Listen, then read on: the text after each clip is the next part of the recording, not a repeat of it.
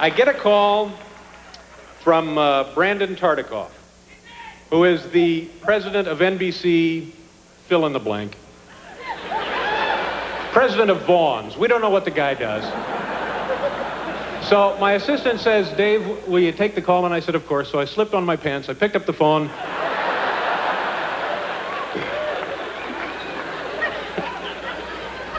And Brandon says, hello, Regis? And I said, yes. He said, you know, Mitzi Shore, the owner of the Comedy Store, and has been since 1974. And I said, excuse me, right there, Brandon, is this entire conversation going to rhyme? And he said, no, it's not really.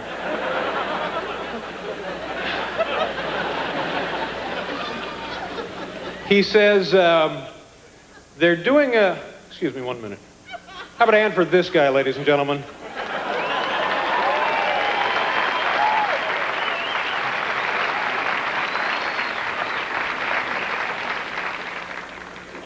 So he says, you know, Mitzi, the woman who runs the Comedy Store, is putting together a television show saluting 15 years of being in business. And we know that you were a part of the Comedy Store, and you used to work there night after night for about 5 years, from 75 through 80, and you would come into a dark, smoke-filled room, and you'd try out your goofy little jokes and stuff in front of drunk people.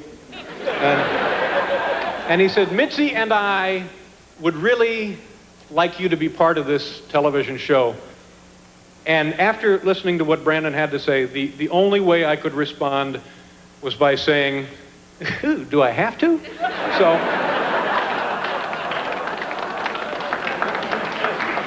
ladies and gentlemen, now at this time, I'm going to do for you some really old material.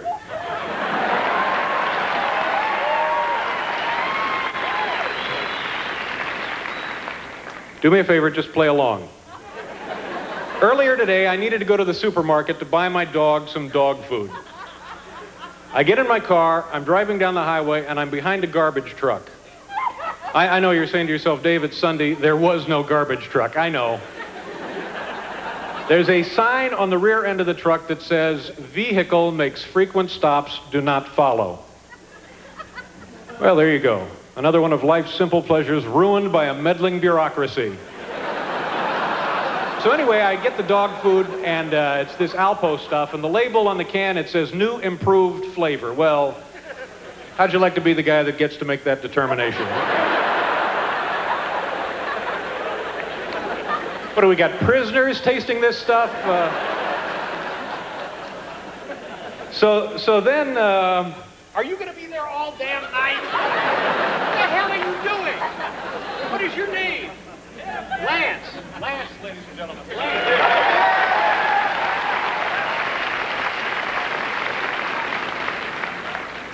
So on the label it says, with a certain degree of pride, it says, this product contains this, and not a speck of cereal on the dog food. They're very, very proud of this. They want to point this out.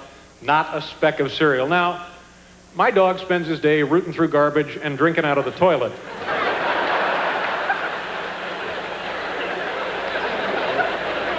Chances are he's not going to mind a speck of cereal. You know, it's just The other great sign, if you ever buy anything called Nitol, it's an over-the-counter sleeping preparation, and they give you the directions for taking this stuff, and it tells you whatever the recommended dosage is, like you care. And and then there's a little word of caution that says, do not operate heavy machinery. All right. Okay, let's think about that for a second, shall we? Gets to be about midnight, 12:30 or so. You're exhausted. You've had a hard day. You'd like to go to bed. You slip on your pajamas, take a couple of sleeping pills, and you go outside, fire up the bulldozer, level off a couple acres before you turn in. All right, I have here in my back pocket tonight's top 10 list.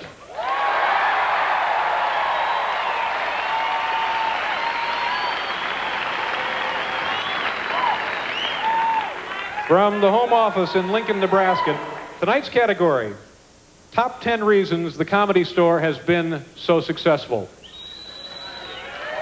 Top 10 reasons the Comedy Store has been so successful. Louie, are you ready? Thank you. Number 10, Marines on leave under mistaken impression Comedy Store is a topless bar. Number 9, Americans can't seem to get enough lame jokes about flying 7-Elevens and the difference between New York and L.A. Number 8, it's freeway close. Number 7, comics provide delicate balance of embarrassing vulgarities and where you from ad-libs. Number 6, Golden Sunset Boulevard location impossible to screw up. I wish I was down there with you. Number 5, in 1970s, customers never tired of impressions of Fantasy Island's beloved tattoo. Number 4, and you're just going to have to take my word for this one. Number 4, tourists drawn to Comedy Store to glimpse, perhaps photograph, curious hairstyles favored by owner.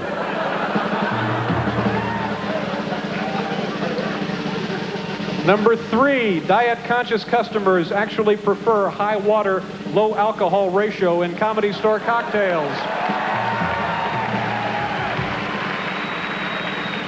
Number 2, widespread obsession-like curiosity about Gabe Kaplan.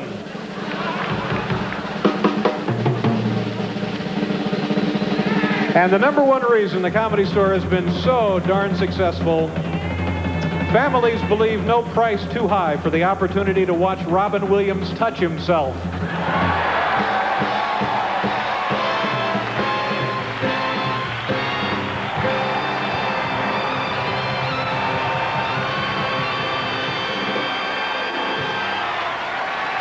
Coming up next, Jeff Altman, Jimmie Walker, and Richard Pryor. Everything now that I've been lucky enough to secure can be directly traced to my appearances at the Comedy Store. This salesman orders turkey salad, no mayo. Getting all the attention. He had a little hips problem, remember? So every chance now Falwell gets, he tries to disparage him. I saw him on CNN a few nights ago. You know, I've talked to a number of men in the PTL who have told me personally that they have seen Jim Bakker give them a homosexual look. A homosexual look. Not a hug, not a kiss, just a look. Can you imagine that? Baker's in the middle of preaching. I need money. Pammy needs money. We all need money.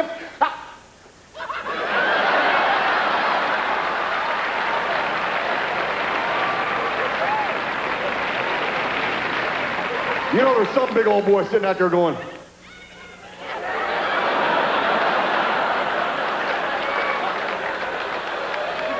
hey, I believe that Baker boy is looking right at me. Oh, I wish my dad were here tonight. Yeah, you know, dads, boy, they change as they get older. You notice, as your dad gets older, the pants go in one of 2 directions, right? They either go like this,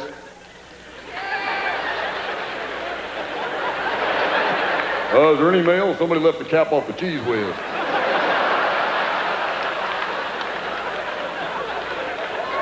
Or in the case of my dad,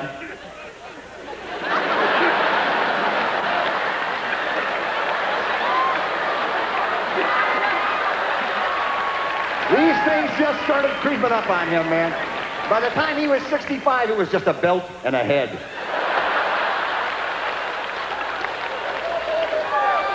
And he would get mad. He'd get so mad. He'd be sitting there at the dinner table. He'd start shaking and going nuts. Coffee would come shooting out of his nose, you know. And I'd threaten him with strange, I always tell him he wanted me to pursue an academic career. I'd always threaten him. I'd say, you'd be sitting at the dinner table and say, Dad, I'm thinking of dropping out and being a comic. He'd just flip out. Look, hey, come here. Let's sing a little. Come here, buddy boy. I'll flip you like a cheese omelet, pal. That's right. I'll hit you so hard your kids will be born dizzy. Come here, I'll knock you in the next week. Why, I'll beat you like a rented mule. That would be wonderful.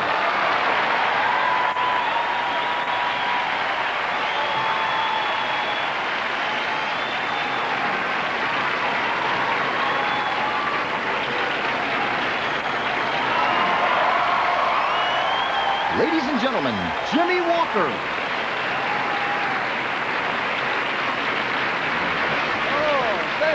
Thank you very much. It's very interesting. I love when I come to LA because what happens to you is when you work a room like this, people just kind of walk up to you and talk to you like they know you. Really had a guy walk up to me outside today and says, Jim, how come black people don't have tattoos? I said, you ever seen skywriting at night? It's amazing. And the country's going insane. I'm checking out what's happening. I'm checking out this Lebanese thing. I'm irritated about this. These hostages being taken to Lebanon. You know what I want to know? I want to know, what are these people doing there in the first place?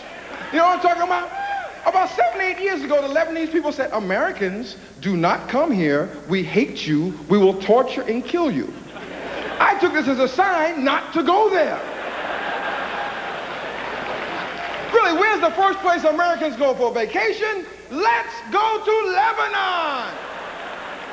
People who will not go to a ghetto in their own neighborhood will go to Lebanon. Really, when you get to customs, they stamp on your passport, hostage.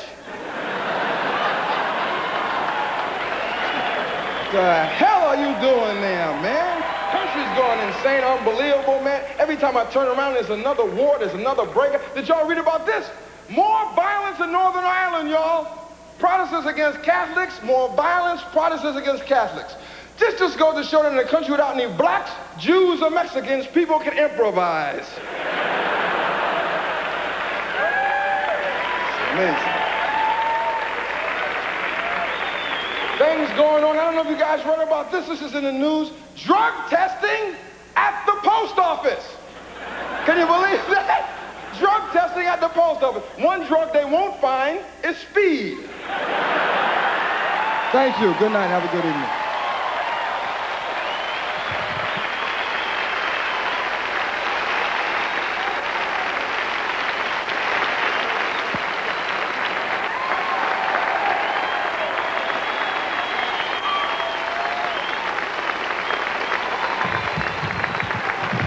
My, thank you very much. Right now, it is my pleasure to introduce a young man that I've known for almost 20 years. It's quite incredible. It doesn't seem that long, but it has been. A young man that many of you have known. I've known him through thick and thin, really much better through the thin, but he's very thick now, and I'm very happy to introduce him. And he's one of the legends here at the Comedy Store, and one of the living legends of comedy. Please let us give a big round of applause to Mr. Richard Pryor.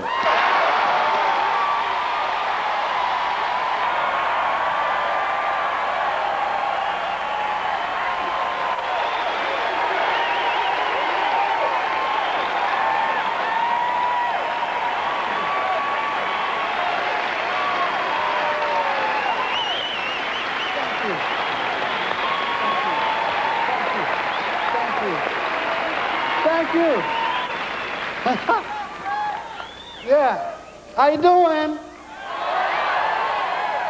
I was on, about a few months ago, I was on Tonight Show, right? And I was talking to Johnny Carson. He's my pal, kind of buddy, kind of.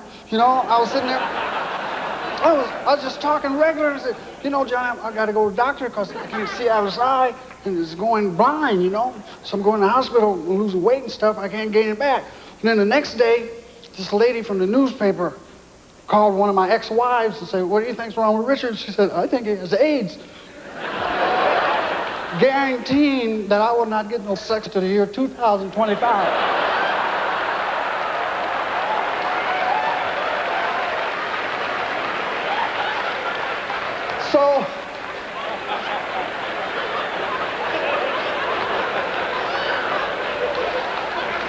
So I went to a place in Minnesota. It's great. It's like 800 doctors there.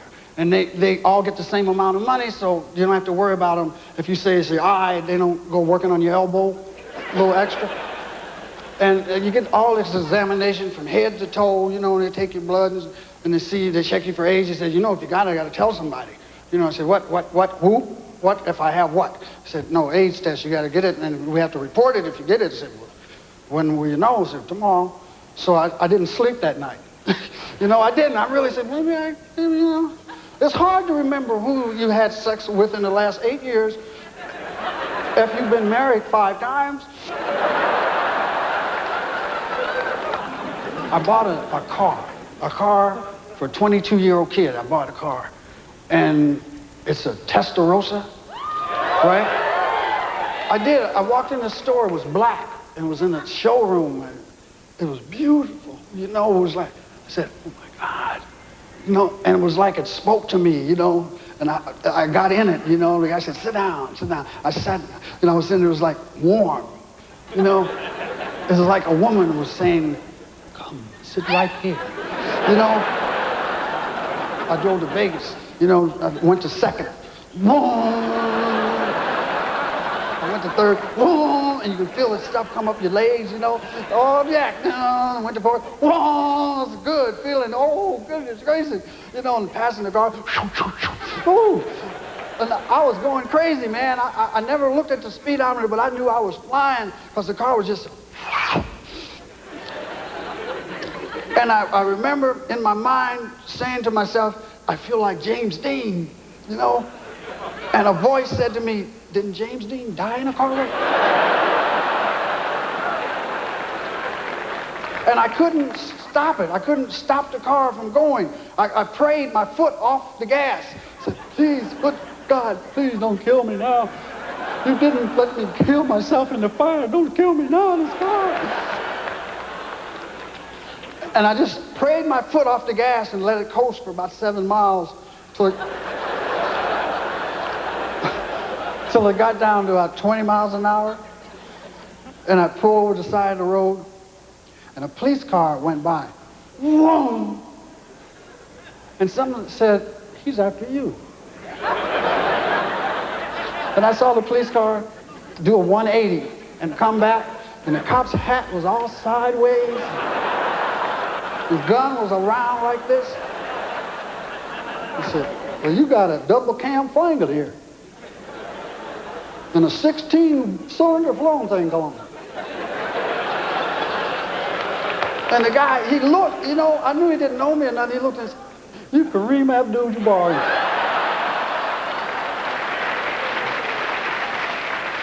Thank you very much.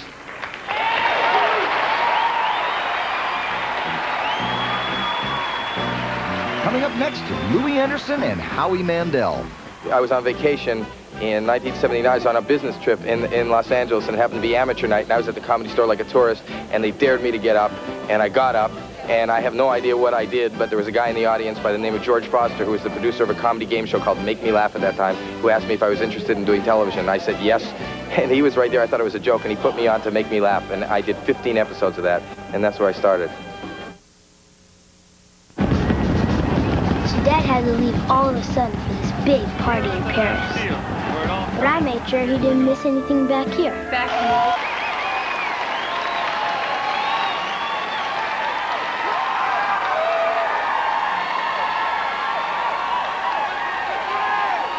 name is Bobby.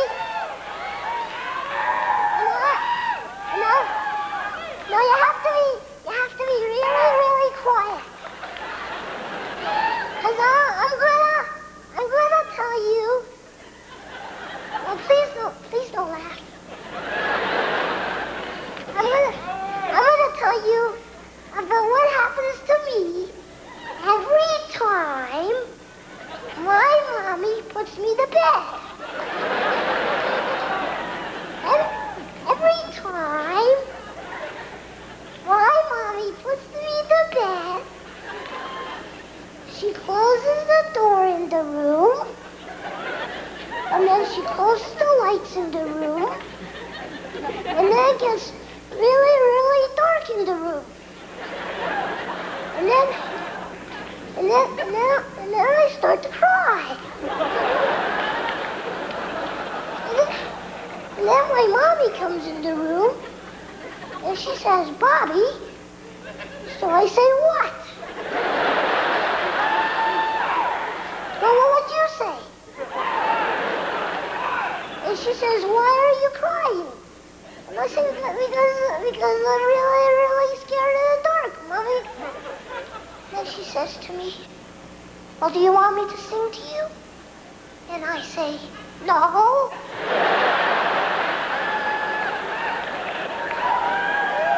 And she says, why? And I say, because I'm scared of your singing, Mommy.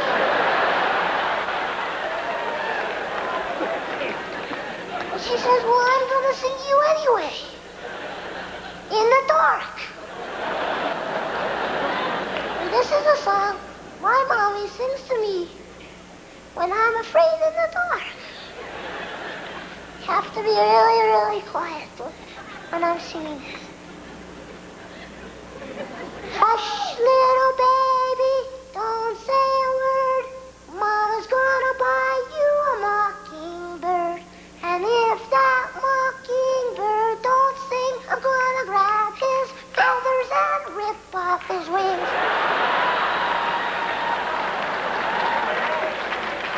Now that mockingbird is dead.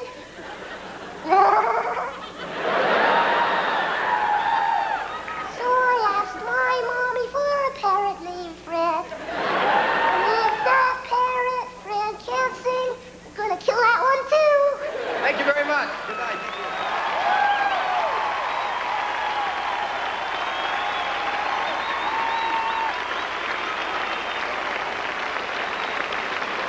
And now, Louie Anderson.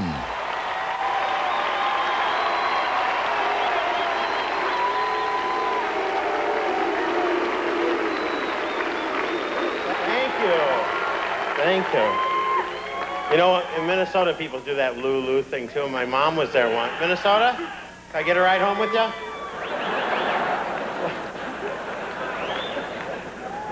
No, my mom heard that once, and she goes, why are they booing you? And I went, just shut up, would you?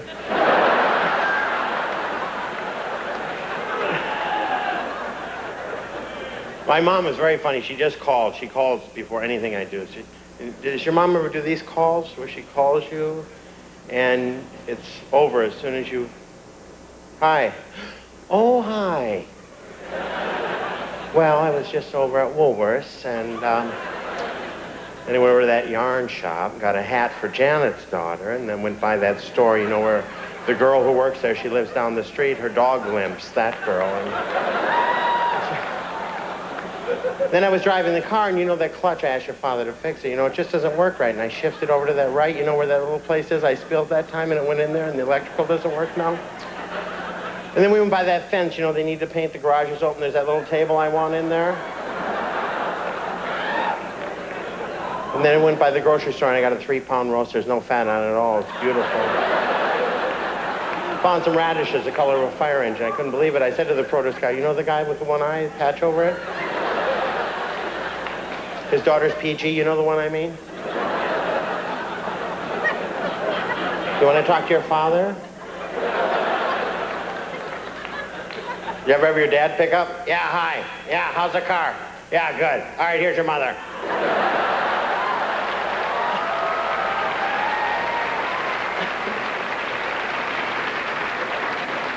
My dad was mean. He would say things, but never words. It was all sounds if he was mad about something.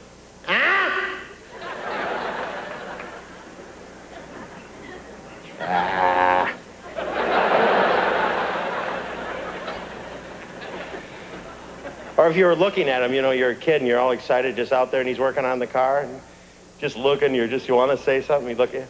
What? Nothing, I don't know. And you know, you grow up and you think, oh, I'm never going to be like that.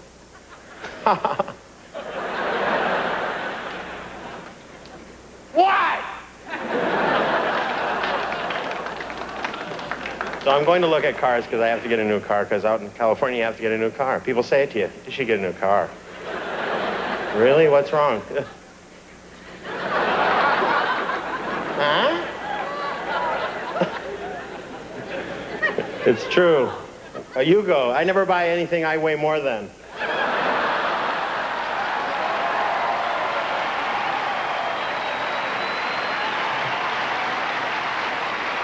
Thank you very much.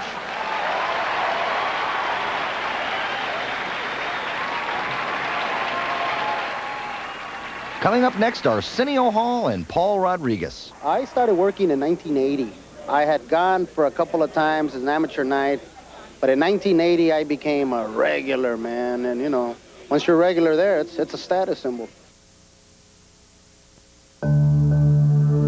There's something elemental in it. This is important. Elvis is dead, damn it.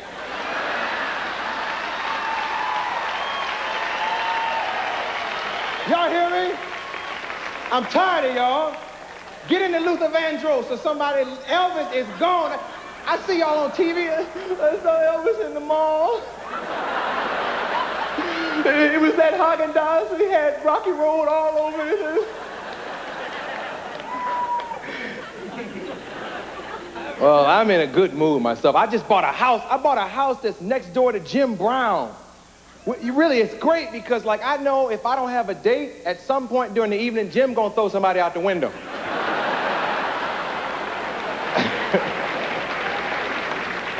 Like, throw over here, Jim! In the bushes, man! Because I know Jim is sitting up there with a couple light beers, talking to Ike Turner.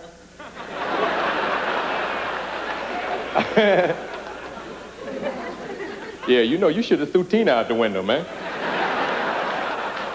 Yeah, 80 years old wearing that mini skirt. You gotta throw a woman out the window every now and then, you know?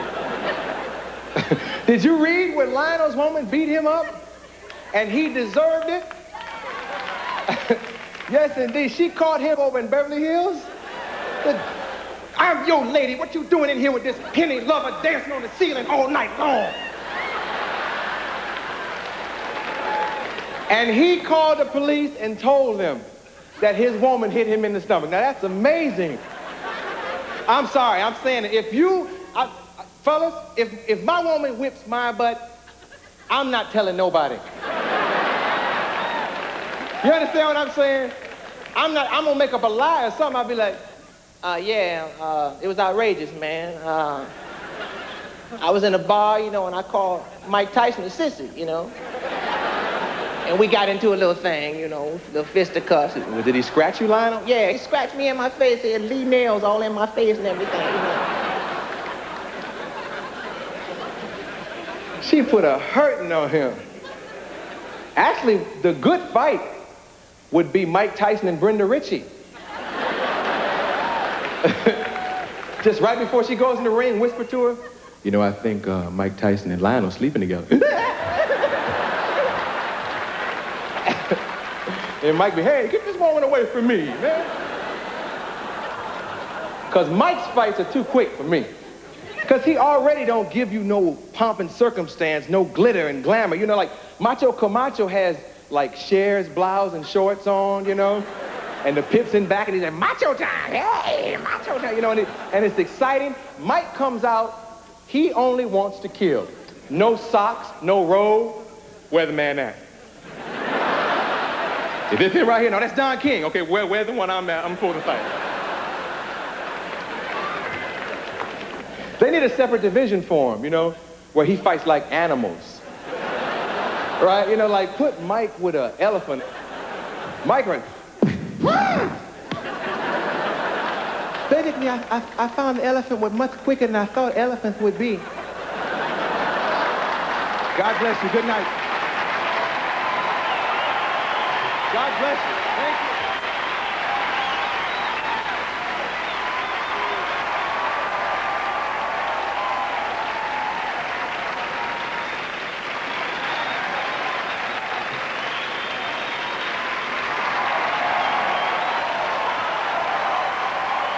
Thank you. Yes.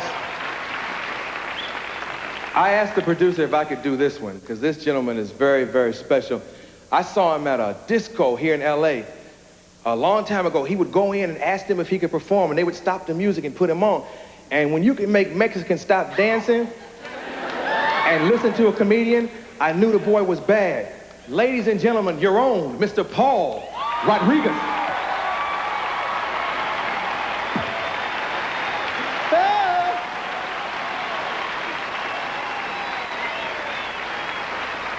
I don't know. I must be getting old. Everybody's talking about gangs. I must be getting old because when I was growing up, we had drive-by shouting. Oye, mira, mami, dame algo. Dame, ¿qué? I don't know whatever made us say that to girls. Like some girl's gonna stop and go, yes, I want an unemployed dude who hollers to me.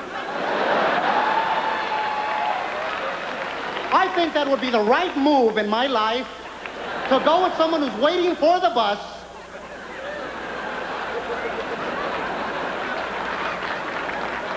Personally, all these gangs and everything, I was in a gang. I was in a gang in East LA, a bad gang. I was in a gang called the Warlords. Yeah, our rivals was a Jewish gang across the tracks. They were the landlords.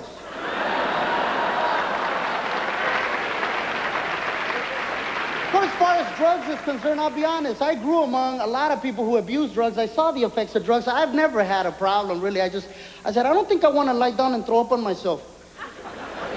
It deterred me right away. I see people on the news, parents.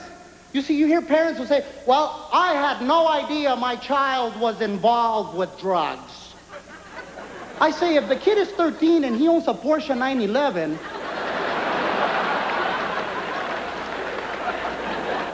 if he's got a picture of Manuel Noriega autographed in his room, could be he's, if he makes the last house payment, possibly.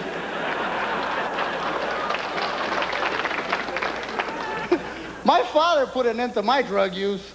See, I had a friend named Augie who one time came over to the house to deliver a joint. And his parents smoked pot. It was a common thing. My parents didn't, so he comes over, he knocks on the door. My dad opens the door and he goes, yeah, can I help you? And my friend Augie goes, yeah, is Paul here? I got something for him. And my dad said, no, he's not here. He says, well, is it cool?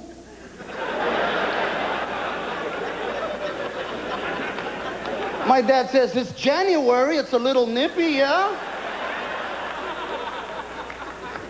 He says, well, all right, give Paul this. Tell him it's Sensemilla, the good stuff.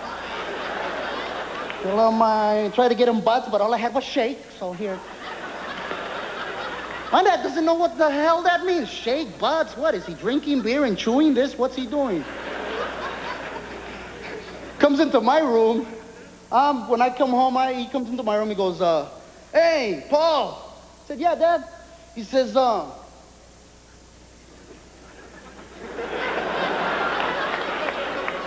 is it cool?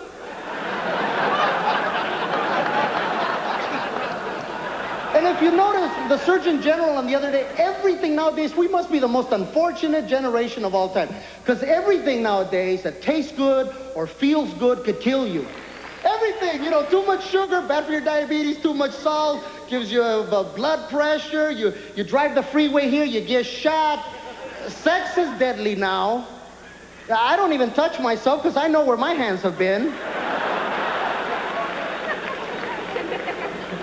Apparently the only thing that's healthy now that won't kill you is bowling. That's it. That's a stupid sport, but I'm going to continue to do it because where else but in a bowling alley can you get a pair of shoes for 50 cents? You scrub the number 8 off the heel, you talking Christmas gifts here. Thank you very much. You're wonderful. Thank you. Happy anniversary, Comedy Store. Ladies and gentlemen, Gary Shandling. When I first started here at the Comedy Store, which was on amateur night, and I did like 5 minutes of material, and then Mitzi Shore, the owner of the Comedy Store, of course, watches you do your 5 minutes and then either invites you back to go on during the week. I worked amateur nights for about 7 years. 7 years. 7 long, hard years before I even sort of broke into working at the Comedy Store. And finally, I got my photo up, and Mitzi's still, frankly, trying to pry it off the wall. Coming up next, Robin Williams. What the hell's wrong with you? You think you can sneak back in? You think you can walk back in your fly open going, I'm all right? Just because you have a little pass. Ooh, Mr. Backstage. Wipe that stuff your nose. You're too old to be doing something. Let's keep moving back. Let's make this man really work for his money. He's gone. Oh, man, it's just like the Olympics. Hello. It's really good to see that people really want to stay. Hello. Ooh, okay. And me without my lawyer. Oh, God. How are you? Thank you for wearing this. My God, somewhere there's a sofa going, I feel so cold. Let's go! Let's move it! Let's move it!